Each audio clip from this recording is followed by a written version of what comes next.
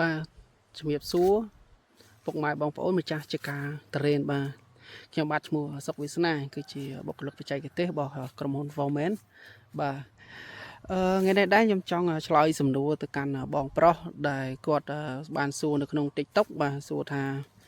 គ្រូផ្កាតរេនប៉ុណ្ណាវ័យណាដែលយើងអាច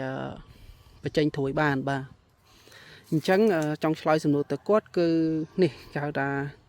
ផ្កាវ័យនេះបាទផ្កាវ័យហ្នឹងផ្កាវ័យហ្នឹងគឺយើងត្រូវជំនួយរឹសបញ្ចេញត្រួយបានហើយព្រោះអីផ្កាវ័យនេះគឺជាផ្កាត្រូវការទឹកខ្លាំងបាទគឺត្រូវការទឹកខ្លាំងគឺវាត្រូវការដូចទៅនឹងវគ្គលូតលាស់ដែលយើងចង់បញ្ចេញត្រួយអញ្ចឹងបាទប៉ុន្តែយើងមើលទៅលើដើមដែរថាតើដើមហ្នឹងក្នុងមួយដើមនឹង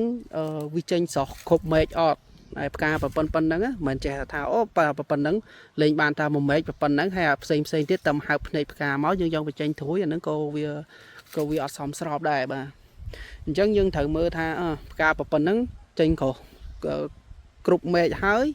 អញ្ចឹងយើងត្រូវការជំនួយរឹសបាទជំនួយរឹសហ្នឹងខាង Foreman យើងក៏មានដែរគឺ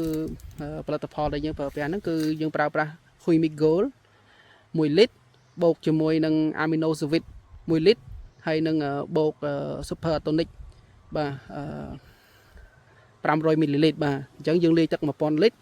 បាញ់តាមបរិវេណគល់ក្នុងមួយដើមធ្វើម៉េចឲ្យបាន10 លីត្រទៅបាទហើយ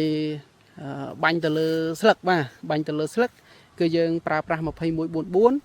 បូកជាមួយនឹង Amino Sweet អាហ្នឹងយើងបាញ់ខាងក្រៅបាញ់ទៅលើស្លឹកហើយបាញ់ខាងក្នុងដើម្បីបលូតតោមផ្កានេះឲ្យកាន់តែធំថ្លោះវែងហើយនឹងជួយរំដោះឥទ្ធិពលបាក់ខ្លផង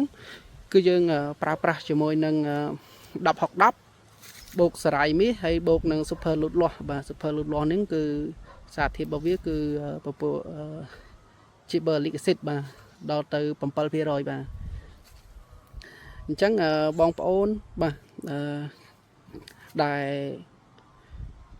មានបំណងចង់ធ្វើឲ្យផ្កាតរេនចេញមកស្អាតនេះតាមពោះមែកអញ្ចឹងអាចសាកល្បងជាមួយនឹង Foreman បានបាទចង់បញ្ជាក់ដែរថាតរេននេះដែរគឺនៅក្នុងទឹកដីអូសោមនៃបើស្រុកវាលវែងបាទខេត្តពោធិ៍សាត់យើងហើយថ្ងៃនេះដែរគឺថ្ងៃទី20ខែ12ឆ្នាំ2025បាទ